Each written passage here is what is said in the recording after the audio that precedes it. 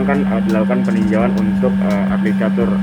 Sejauh ini bagaimana Pak persiapan dari atlet catur sendiri? Bagaimana dari KONI Pak? Jadi memang untuk semua cabur termasuk atlet, kita berharap latihan itu dilakukan secara kontinu sehingga kemajuan yang dicapai oleh atlet itu bisa diukur secara baik.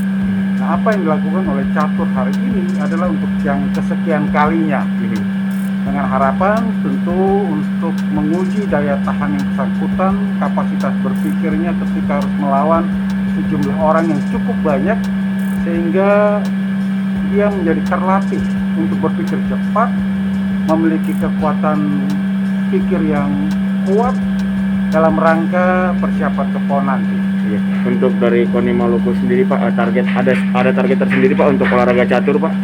Ya tentu saja semua cabur berpotensi sama untuk menyumbang medali. Oleh karena itu kita doakan saja baik catur maupun cabur-cabur yang lainnya diberi kesempatan untuk berjuang seoptimal mungkin dan bisa menyumbang medali bagi daerah. Ya seperti itu Pak ya. Baik, terima kasih Pak. Ya.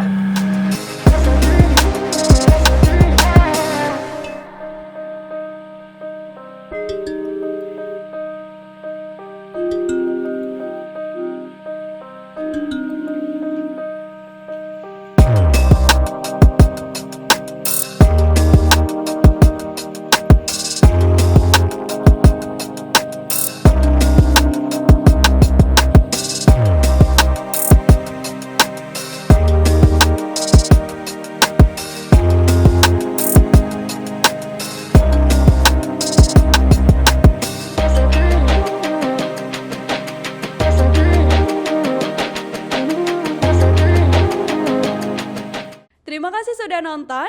Jangan lupa like, subscribe, dan share ya.